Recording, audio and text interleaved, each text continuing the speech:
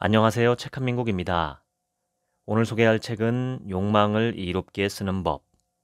지은이는 정명호 대한명상협회 이사장입니다.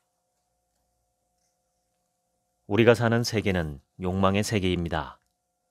욕망을 놓으라는 말은 현실을 살아가지 말라는 말과 같습니다. 살아있는 모든 것은 창조의 욕망에 의해 번식하고 생존의 욕망에 의해 생명을 유지합니다. 욕망이 없다면 진화도 발전도 없을 것입니다.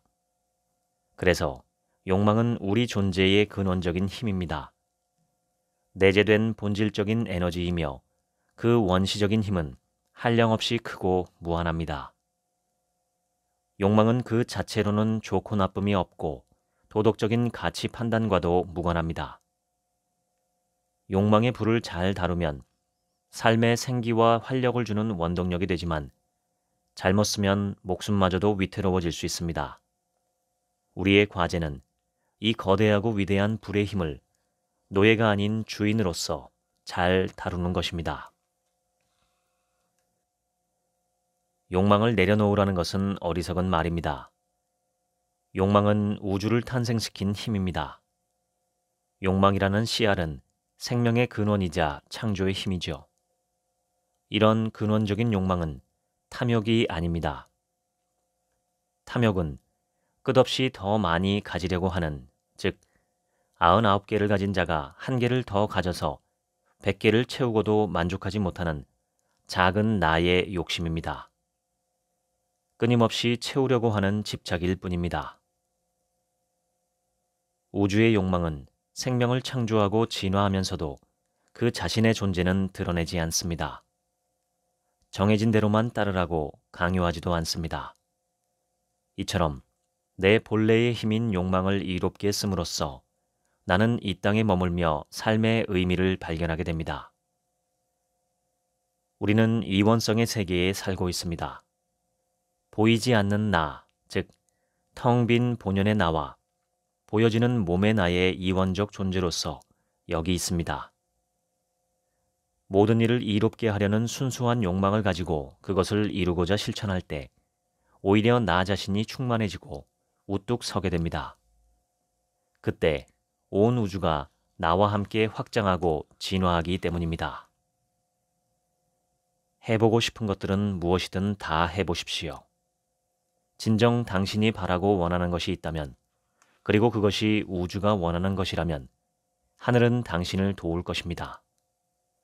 당신의 욕망이 당신에게 이로우면서 다른 존재들에게도 이롭다면 그들도 그 이로움을 알게 될 것이고 당신은 그들과 감흥하게 될 것입니다. 우리는 이 푸른 별에 100여 년밖에 머물지 못합니다. 무엇이 당신을 망설이게 하고 두렵게 합니까? 4가지 삶의 방식이 있습니다. 첫 번째는 세상이 원하는 조건과 기준을 충족하고자 끊임없이 노력하는 삶입니다. 자신을 성찰하고 들여다보지 못하므로 만족감을 외부의 대상에서 찾으려고 합니다. 소유와 소비, 감각적 충족을 행복으로 삼기에 늘 불안정합니다. 두 번째는 이원성 세계의 질서를 거스르지 않는 삶입니다.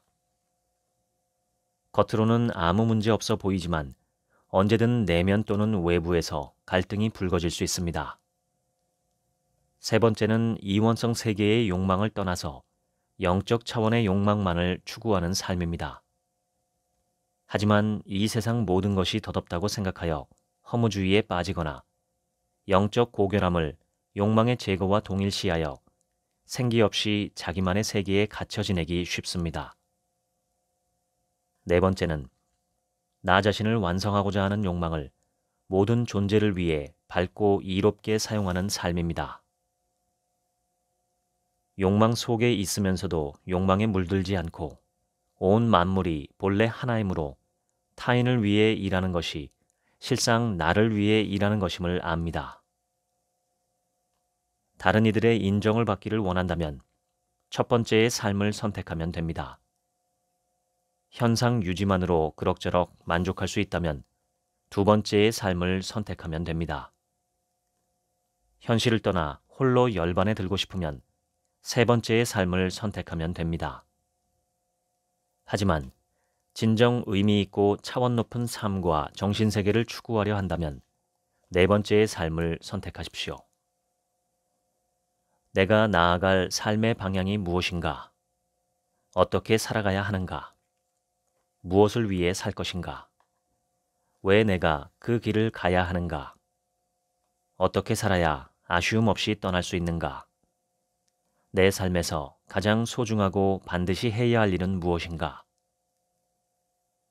이 질문들의 답이야말로 삶에서 가장 중요한 것입니다. 자신이 무엇을 소원하고 있는지, 이루고자 하는 바가 무엇인지 분명히 알지 못한다면 그만큼 자신의 삶에 관심이 없다는 뜻입니다.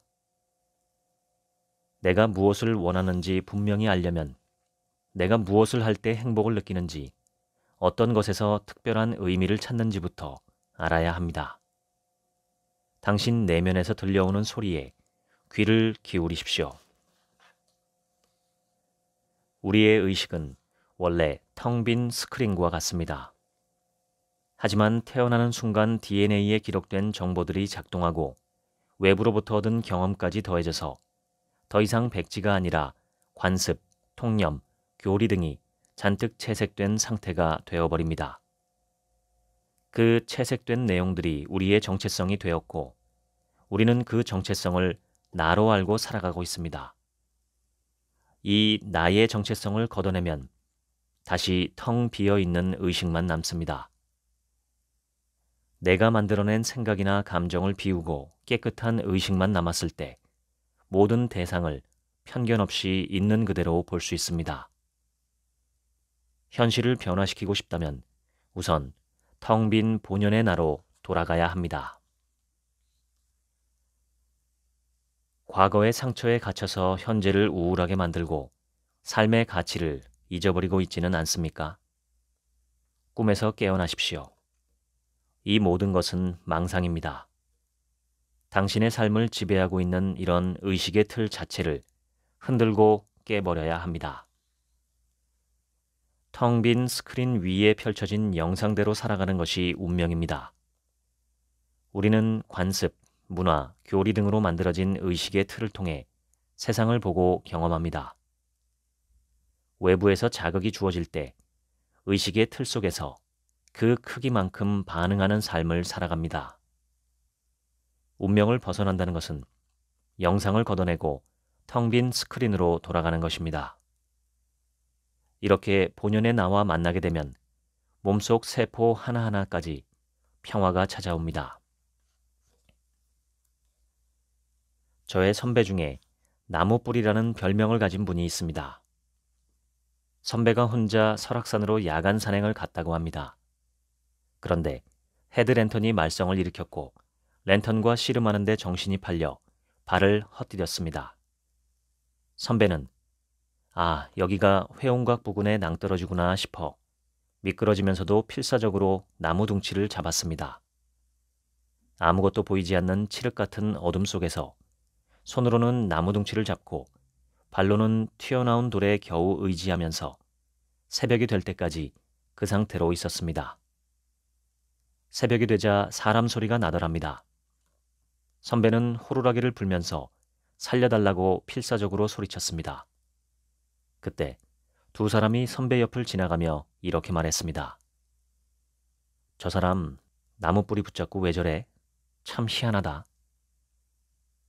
번뜩 정신이 들어 주위를 살펴보니 자신이 발치에 땅을 두고도 나무 뿌리를 붙잡은 채 밤새 바동거리고 있었답니다. 이처럼 사람들은 혼자만의 생각과 신념, 교리, 착각에 사로잡혀 자신의 본 모습을 잊어버립니다. 단순한 상황을 더 힘들게 만들곤 합니다. 또 선배가 나무뿌리와 돌뿌리에 의지했던 것처럼 어떤 대상이나 물질에 집착하기도 합니다.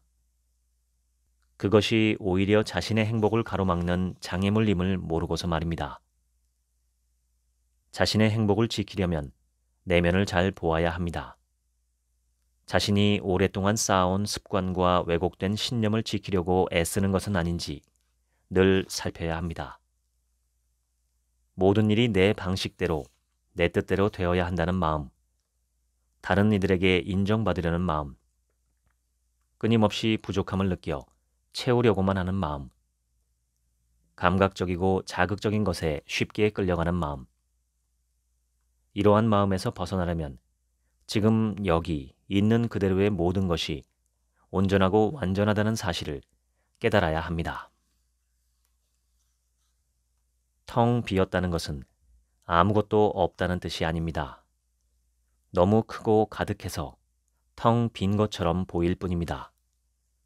텅 빔 속에는 무엇이든 담길 수 있습니다. 텅 빈 충만함은 작은 나로 사는 데서 벗어나는 것입니다. 자신이 빠져있던 생각과 감정에서 나와 그것들을 그저 바라만 보십시오. 그리고 좋아 하고 되뇌며 자신의 상황을 받아들이십시오. 당신의 삶은 어느 누구도 대신 살아줄 수 없습니다. 그러니 깊숙한 근원에 있는 강렬한 욕망을 스스로 찾아내야 합니다. 명상도 좋고 기도도 좋습니다. 고요한 곳에서, 즉 자기 자신을 마주할 수 있는 시공 속에서 자기 영혼의 소리를 들어보십시오. 나는 이것을 하고 싶다라는 영혼의 뜨거운 욕망을 느껴보십시오. 다른 이들에게도 이로움을 주는 욕망이자 울림이라면 당신의 그 꿈은 우주적 차원으로 승화될 것입니다.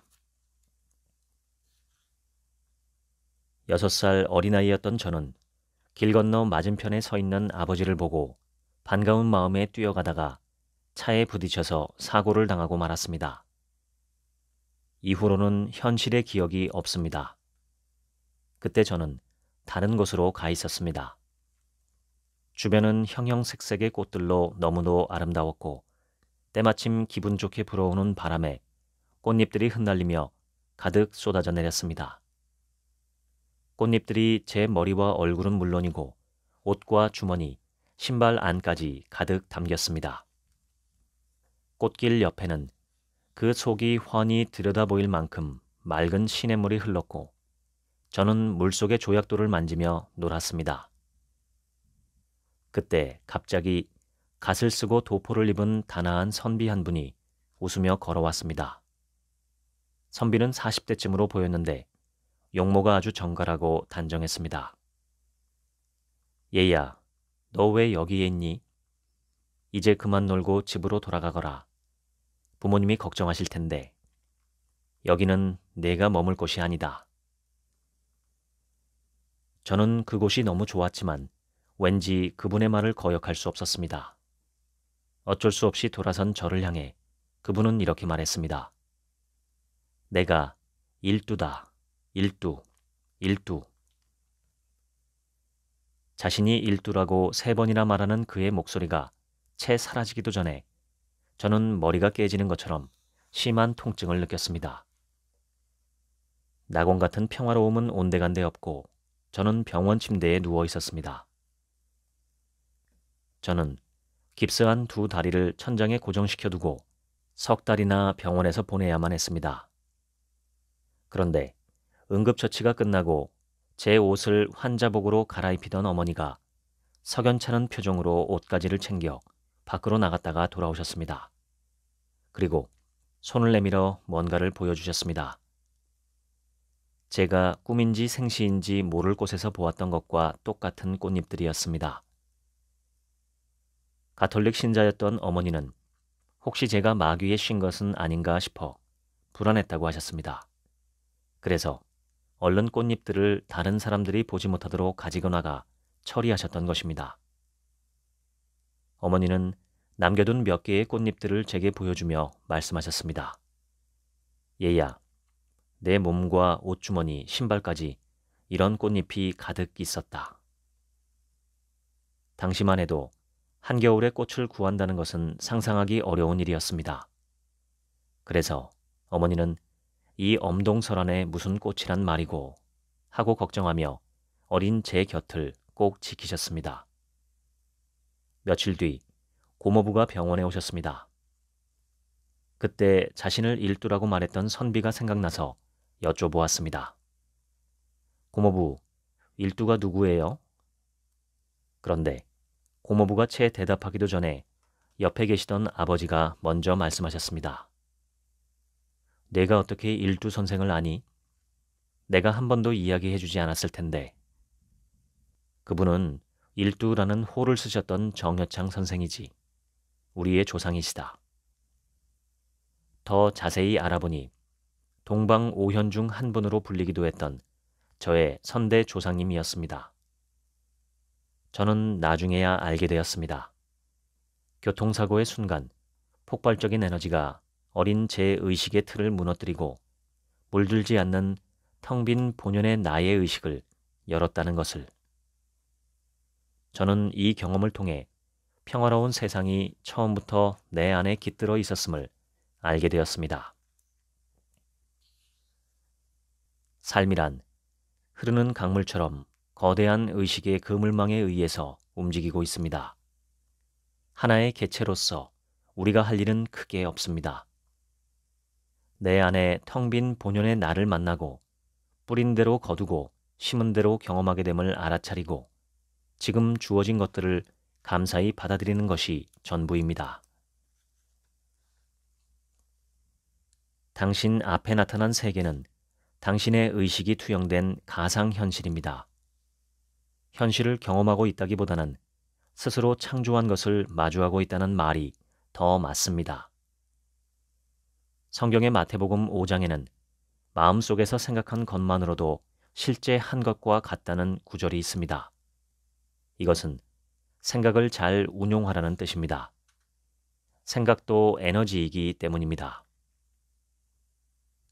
생각이 멈춰지면 의식은 텅 비어버립니다. 그 텅 빈 고요 안에서 의도를 뚜렷이 떠올립니다. 그것은 당신이 진심으로 바라는 하나의 바람이어야 합니다. 또한 당신 자신뿐만 아니라 모두에게 이로운 것이어야 합니다. 그때 당신의 숨은 능력이 외부로 드러납니다.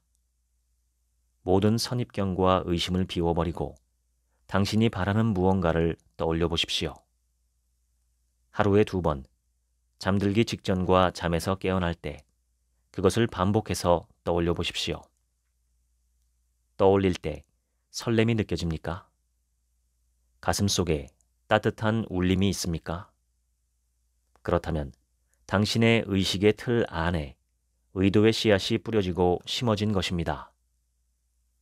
당신은 의도를 심었습니다. 이제 그 의도는 당신만의 것이 아닙니다.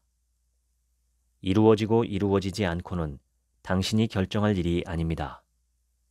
그 의도를 즉시 마음에서 놓아버리십시오.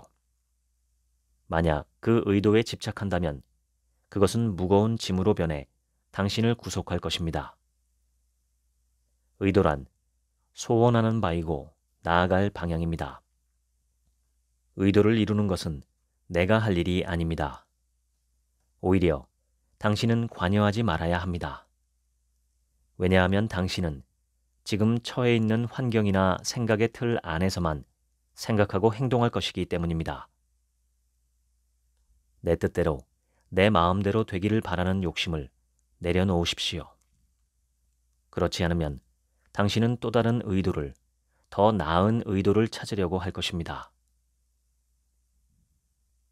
그렇다고 해서 잊어버리라는 것은 아닙니다.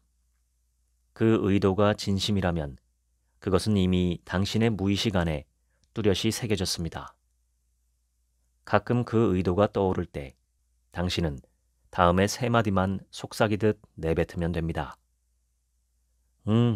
그래, 좋습니다. 이 단순한 수용의 표현이 무의식에 뿌리내린 의도에 물을 주고 싹을 틔워 현실로 드러나게 할 것입니다. 의도가 당신의 무의식에 뿌리를 내리면 자신도 모르게 그 의도가 이루어지는 방향으로 움직이고 행동하게 됩니다. 남들에게는 힘든 일인데 당신은 힘든 줄도 모르고 해내게 될 것입니다. 결과는 당신이 관여할 일이 아닙니다. 당신의 역할은 심부름을 하는 것까지입니다. 결과는 텅 빈 본연의 나가 알아서 할 것입니다. 당신은 지금 이 순간 당신 앞에 주어진 일을 하고 순간순간 마주하는 현실을 인정하며 한 걸음 한 걸음씩 나아가면 됩니다. 우리가 사는 세계는 이원성의 세계입니다. 씨앗을 밭에 뿌리면 새싹이 돋아납니다. 진심으로 이루기를 원한다면 씨앗을 뿌리면 됩니다. 결과는 기대하거나 관여하지 마십시오. 하늘은 우연을 가장해서 큰 선물을 주기도 합니다. 우리는 그냥 좋아서 해야 할 일을 하는 것뿐입니다. 당신이 밖에서 가져오려고 하는 모든 것이 이미 당신 안에 있음을 명심하십시오.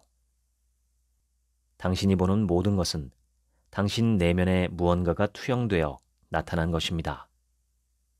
당신 안에서 울림과 진동 그리고 감사를 느낀다면 당신의 의도는 이미 이루어졌습니다.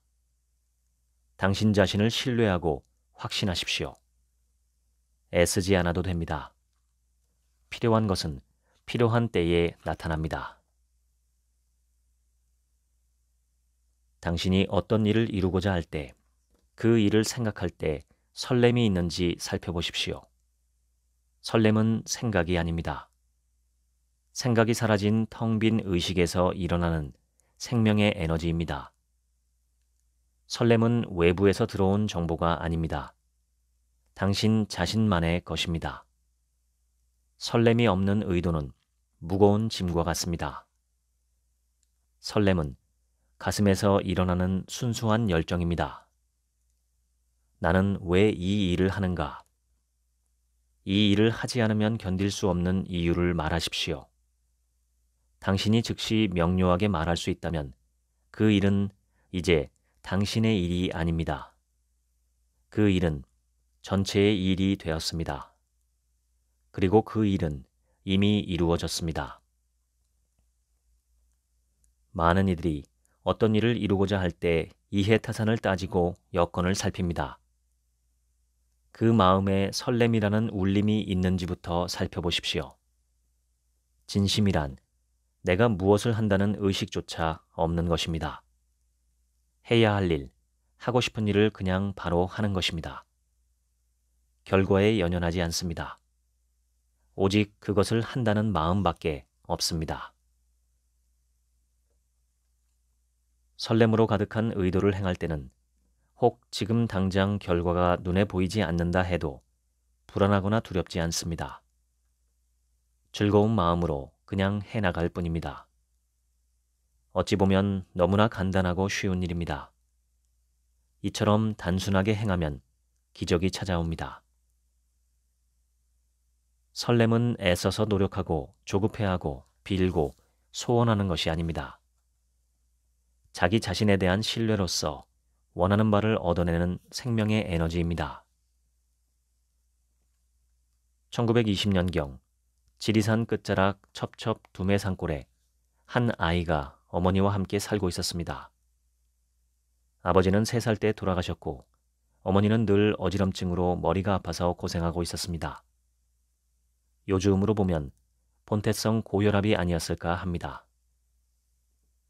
시골에는 변변한 약이 하나 없었습니다. 어느 날인가 서당 선생님이 지나가는 말로 물가에 맹금쟁이를 잡아서 먹으면 어지럼증이 낫는다라고 했습니다. 아이는 그날부터 맹금쟁이를 찾아 산골을 헤매기 시작했습니다. 때는 엄동설한 1월이라 꽁꽁 얼어붙은 계곡에서 맹금쟁이를 찾는 것은 불가능한 일이었습니다. 그러나 아이는 오직 어머니의 어지럼증을 낫게 하겠다는 마음만으로 하루 종일 맹금쟁이를 찾아다니다 어둑어둑해야 집으로 돌아오곤 했습니다. 그러기를 닷새째 아이는 개울 한가운데 얼지 않은 물에서 맹금쟁이 3마리가 뱅글뱅글 돌고 있는 것을 보았습니다. 아이는 너무나도 기뻐하며 맹금쟁이를 잡아 옆구리에 차고 다니던 표주박에 넣고 한달음에 집으로 뛰어왔습니다. 살인문 앞에 도착하자마자 어머니, 맹금쟁이를 먹으면 어지럼증이 낫는데요 하고 소리쳤습니다. 그제야 어머니는 아이가 자신을 위해서 이 추운 겨울날 산골 냇가를 헤매다 손은 얼어터지고 발도 빨갛게 부풀어 올랐다는 사실을 알았습니다. 어머니의 눈에서는 눈물이 왈칵 쏟아졌습니다. 어머니는 응, 그래 한마디 하고 그 맹금쟁이를 물과 함께 단숨에 삼켰습니다. 그것이 만일 독이었더라도 어머니는 서슴지 않고 먹었을 것입니다. 그리고 기적이 일어났습니다. 그날 이후 어머니의 어지럼증이 씻은 듯이 사라졌습니다. 한여름에 냇가에서 자생하는 맹금쟁이를 겨울에 발견하는 것은 사실 불가능한 일입니다. 현실 세계에서는 말입니다. 그런데도 이 아이 앞에는 맹금쟁이가 나타났습니다. 아이 내면의 순수한 울림이, 진심이 외부로 투영되었기 때문입니다. 또한 맹금쟁이를 먹으면 병이 나을 거라는 아이의 믿음을 어머니도 의심 없이 온전히 받아들였습니다. 아이와 어머니가 분리된 존재가 아니라 하나가 일체가 되었던 것입니다. 이 이야기 속의 아이는 바로 저의 아버지입니다. 아이의 어머니인 저의 할머니는 그 후로 평안하게 천수를 다하셨습니다. 두려움의 원인은 더 가지려는 욕심에서 일어납니다. 욕심을 놓아버리면 두려움도 사라집니다. 나를 힘들게 하는 것들은 나의 외부에 있지 않습니다. 나의 집착이 두려움과 의심을 키웁니다. 우리는 태어날 때 가져온 것이 없습니다. 살면서 필요에 의해 내 주변의 것들을 사용하고 있을 뿐입니다. 그러니 빼앗길 것도 없고 더 가지지 못한다고 아쉬울 것도 없습니다. 내가 가져온 것이 없으니 죽을 때 다시 가져갈 것도 없습니다. 그저 지금 살아있는 것 자체가 기적이고 축복입니다. 우리는 우리가 알고 있는 작은 공간과 시간의 틀 속에서 그것이 세상의 전부인 양 살아가고 있습니다. 우리를 붙잡고 가로막는 두려움과 고통이 사실은 우물 밖에 대한 막연한 두려움과 똑같은 것임을 알아차리십시오. 우리의 무의식 깊은 곳에는 사라짐에 대한 두려움이 있습니다. 나의 정체성이 무너지고 내가 나를 잊어버릴까봐 두렵습니다. 작은 나의 영원한 소멸이 두려운 것입니다. 그것이 현상에 더 집착하게 만들고 몰두하게 하여 고통에 빠지게 합니다. 내 안에 텅 빈 본연의 나와 멀어지게 합니다. 이 사실만 자각해도 당신은 고통에서 벗어납니다. 당신 안에는 영원 불멸한 텅 빈 본연의 나가 있습니다. 그것이 당신의 씨알이자 전체입니다. 저는 평소에 만나는 이들에게 끊임없이 공도의 이의를 행하라고 강조합니다. 공도의 이로움이란 너와 내가 둘이 아니고 본래 하나이니 너를 이롭게 하는 것이 곧 나를 이롭게 하는 것이라는 뜻입니다. 상대를 이롭게 하는 것이 결국 나를 이롭게 하는 것이니 내가 행복해지는 길입니다. 나를 위해 한 일이니 잘했다고 자랑할 필요도 교만을 부릴 필요도 없습니다. 대가를 바랄 수는 더더욱 없습니다. 예전에 사무실에 페인트 칠을 해주러 오셨던 분이 제게 물었습니다. 명상이란 경제적으로 여유가 있어야 할 수 있지. 우리처럼 하루 벌어 하루 먹고 사는 사람들이 명상이라는 것을 할 수 있겠습니까? 말에 가시가 있고 뼈가 있습니다. 저는 이렇게 말했습니다. 등 따시고 배부르면 명상 안 합니다. 마음이 평화롭고 여유롭고 하는 일마다 잘 되면 명상을 왜 합니까? 지금의 삶이 고단하고 때론 일이 꼬여 고통스럽기에 명상을 하는 것입니다. 페인트 칠을 하는 것도 명상입니다. 어떤 마음으로 페인트 칠을 하십니까? 솔직히 말씀드리면 일을 빨리 끝내고 일당 받아 퇴근하고 싶다는 마음입니다. 먹고 살려고 하는 것이죠. 좋습니다. 그 마음에 하나만 더 보태면 명상이 됩니다. 나의 이 페인트 칠로 인해서 이 공간에 들어오게 될 모든 사람이 아름다움을 느끼고 평안한 마음을 가졌으면 하는 바람으로 일을 해보십시오. 그리고 그럴 수 있음에 감사하는 마음을 가져보십시오. 그러면 아마 3년 안에는 도장업체 사장님이 되실 겁니다. 마지막 말은 저도 모르게 나온 말이었습니다. 그 후 시간이 한참 흘러 사무실에 누가 찾아왔다고 해서 만나보니 신사 한 분이 자신을 기억하느냐고 물었습니다. 저는 기억이 나지 않는다고 했습니다. 제가 3년 전에 이 사무실에 페인트를 칠한 사람입니다. 그는 선물이라며 제게 양주 한 병을 내밀었습니다. 그때 저와 나눈 이야기를 항상 기억하며 일을 했다고 합니다. 처음에는 긴가민가 했지만 명상을 하는 마음으로 일하다 보니 이 일이 진심으로 즐겁고 기뻐지더랍니다. 그리고 어느 날 자신에게 일감을 주던 도장업체 사장님이 이민을 가게 되며 그 점포를 현 시세의 반값에 넘기고 대출까지 알선해 주어 지금은 사장님이 되어 있다고 합니다. 대출도 거의 다 갚아가고 있는 중이라고 합니다. 그분은 자신이 하고 있는 페인트 칠을 통해서 모든 이가 행복해지길 바라고 원했습니다. 그리고 온전하게 자신의 일을 받아들이고 마음에서 우러나오는 감사를 일상에서 실천했습니다. 자기 자신뿐 아니라 모든 일을 이롭게 하는 일을 할 때 우리는 그들로부터 도움의 에너지를 받게 됩니다. 계산하지 않은 순수한 마음으로 생활 속에서 이로움을 펼치는 것은 텅 빈 나, 본연의 나의 마음으로 하는 것이기 때문에 좋은 결과가 저절로 따라옵니다. 온 세상에서 도움의 에너지를 받고 싶다면 첫째로 나와 함께 살아가는 가족, 그리고 만나고 헤어지는 주변의 사람들 전부를 소중히 하고 존중하십시오. 그들이 단지 모습이 다를 뿐인 또 다른 나임을 명심하십시오. 둘째로 내 주변의 모든 사물을 소중히 다루고 감사한 마음을 가지십시오. 책상, 연필, 종이, 전구 하나까지도 함부로 취급하지 마십시오. 셋째로 결과에 초점을 두지 마십시오. 자기 일의 가치를 알고 거기에만 몰입하십시오. 지금 내가 하고 있는 일이 어떤 식으로든 나와 내 가족, 조직과 국가, 나아가서 인류에게 도움이 되도록 하십시오. 긍지를 갖고 자신의 일에 집중하십시오.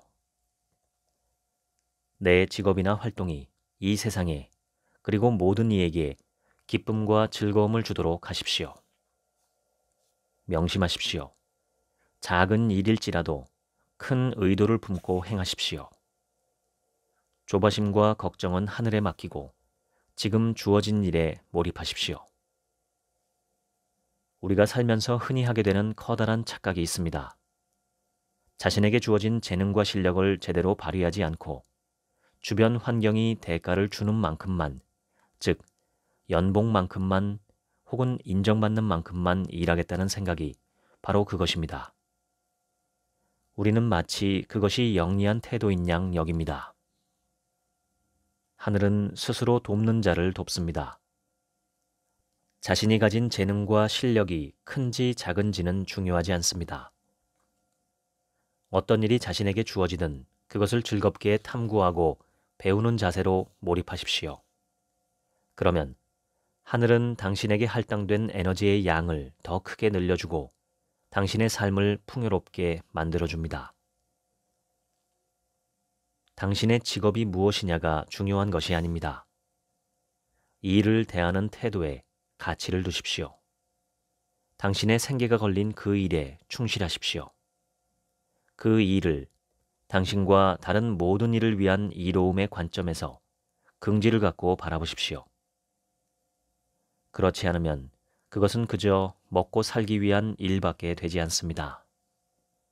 당신이 하는 일이 당신과 다른 모든 이에게 기쁨과 즐거움을 주도록 하십시오. 공도의 이란, 당신의 욕망의 이로움을 통해 타인을 이롭게 하는 것입니다. 성경에서는 오른손이 하는 일을 왼손이 모르게 하라. 불교에서는 무주상 보시라고 표현합니다. 죽음은 내가 관여할 일이 아닙니다. 미래를 염려하는 것은 망상입니다. 현재 일어나고 있는 일, 그리고 지금 당신이 하는 말과 행동이 진실입니다. 이 진실에 충실하십시오. 삶과 죽음은 분리된 것이 아닙니다. 하나입니다. 하나인 현재를 놓지 마십시오. 신념이나 의지를 쓰지 않고도 자연스럽게 원하는 바를 이루는 방법이 있습니다. 바로 흐름에 맡기는 것입니다. 흐름에 맡긴다는 것은 지금 있는 그대로를 자연스럽게 받아들인다는 뜻입니다. 당신은 지금 여기에 살아 있습니다. 그것이 진실입니다. 그런데 원하는 것을 얻고 바라는 모습이 되어야만 자기 존재를 느낄 수 있다고 생각합니다. 현실이 기준에 미치지 못하면 불안하고 초조해하며 예민해집니다. 의식의 틀 속에서 대상을 분석하고 분별하며 판단합니다. 자신의 신념과 기준을 지키려 안간힘을 씁니다. 변화의 흐름에 내가 인위적으로 관여하려 하면 무의식의 저항을 받게 됩니다. 내가 그린 그림과는 반대의 상황이 현실에서 펼쳐지기 쉽습니다. 원하는 것을 현실에서 이루기 위해서는 선명한 의도를 세운 뒤 힘을 빼고 하늘에 맡겨버리십시오. 결과는 하늘이 알아서 할 것입니다. 열심히 노력한 만큼 돌아오는 것이 자연의 이치입니다. 다만 그것은 가장 적절한 시기에 이루어집니다.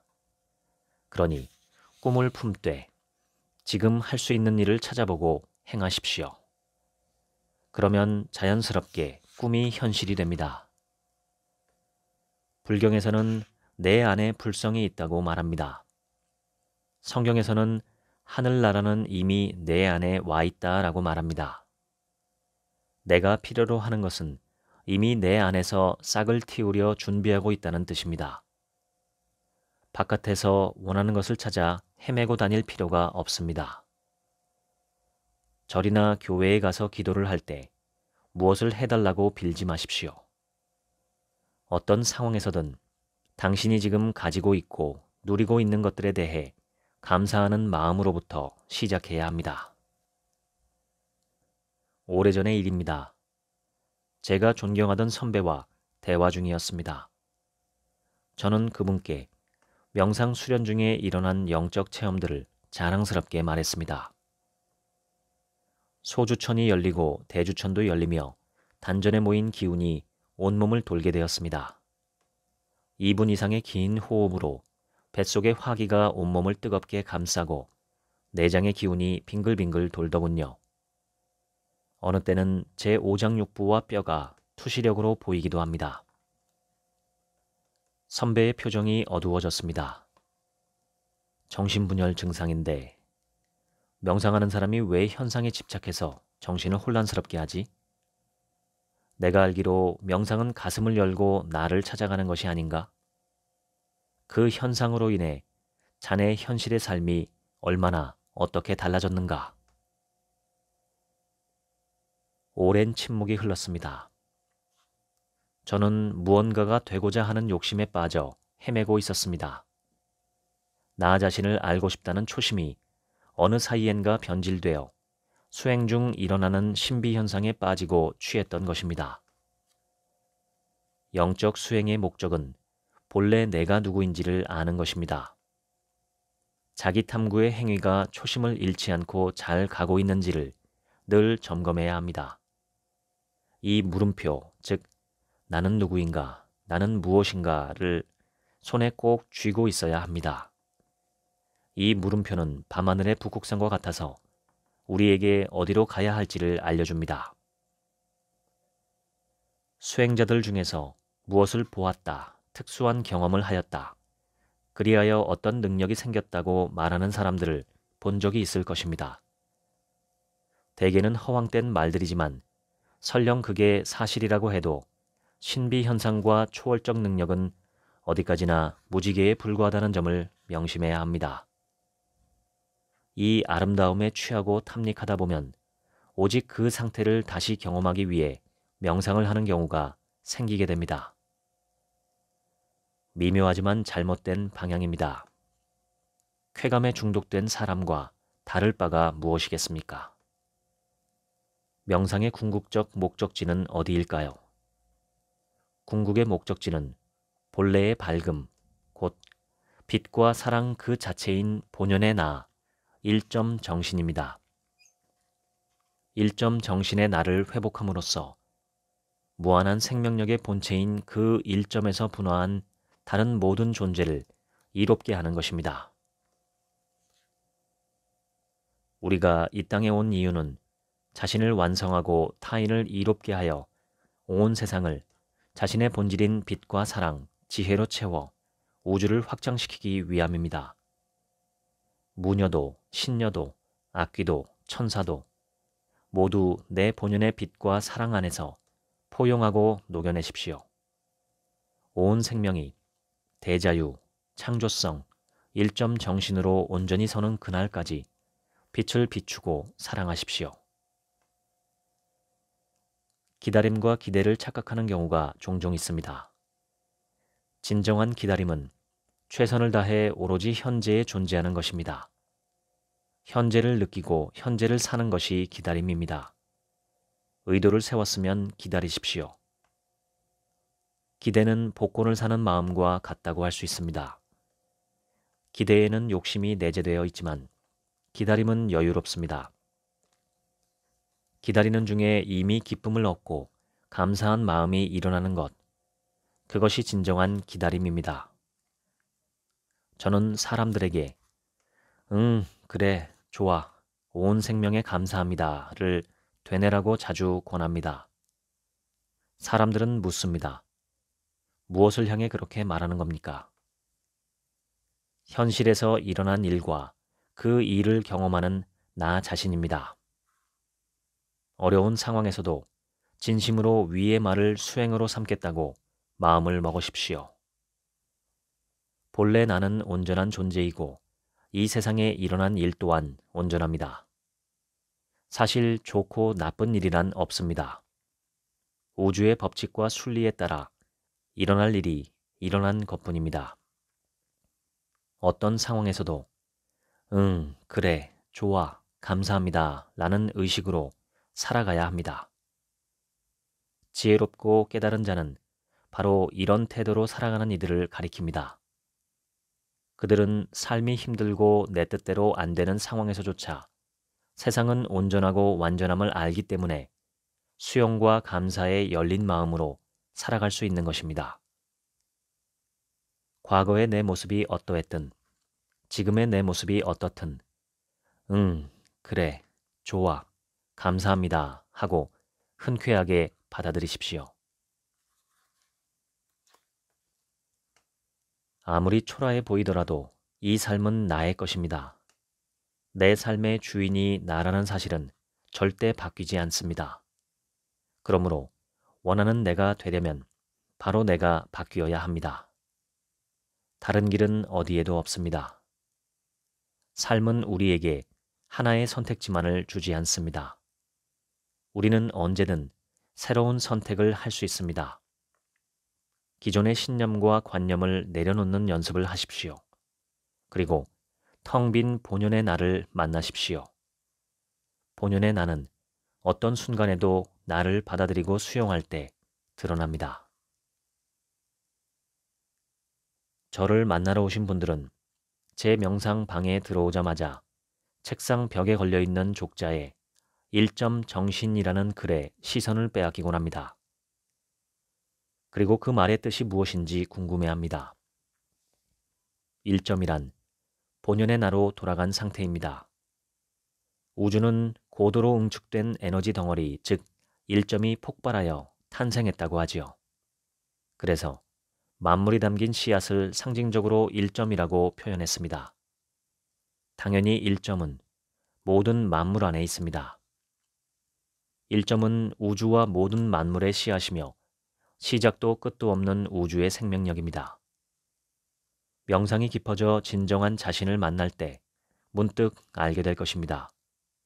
이 1점이 당신의 본질이자 생명의 씨앗이며 우리가 언젠가는 돌아갈 곳이자 지금 여기에서도 경험할 수 있는 무엇이라는 사실을 말입니다. 당신의 내면 깊숙한 곳에서 솟아난 욕망이 현실에서 이루어지며 당신 자신과 다른 모든 이들을 이롭게 하는 모습을 고요히 지켜보십시오. 욕망의 이로움으로 우리의 모든 생명체가 성장하고 그 과정에서 우리의 의식이 본래 한계 없는 자유로 나아가는 모습을, 이 모습이 본래 나의 씨알인 1점으로 돌아가는 1점 정신입니다. 지금까지 욕망을 이롭게 쓰는 법 읽어드렸습니다. 지금부터는 제 얘기입니다. 욕망의 한자는 하고자 할 욕, 바랄 망입니다. 무언가를 하고자 하며 바라는 마음이 욕망입니다. 이는 저자의 말처럼 모든 생명체에 기본적으로 내재된 힘이고 동력입니다. 생명 유지의 욕망, 번식과 번영의 욕망이죠. 태아는 엄마 뱃속에서 부지런히 영양분을 받아들여 제 몸을 형성합니다. 세포들은 제각각 양분을 받아들여 분화하고 진화하며 뼈와 근육과 장기를 만들어갑니다. 갓난아기는 누가 가르쳐주지 않아도 엄마 젖을 힘차게 빨아먹으며 자신을 키워냅니다. 자신의 생존과 성장에 필요한 유형과 무형의 에너지를 얻기 위해 말도 못하는 아기는 온몸으로 울며 의사소통을 시도합니다. 이처럼 욕망은 우리 안에 프로그래밍된 삶의 원칙입니다. 생명은 본능적으로 욕망을 따라 삽니다. 그런데 욕망이 우리를 망치는 시점이 있죠.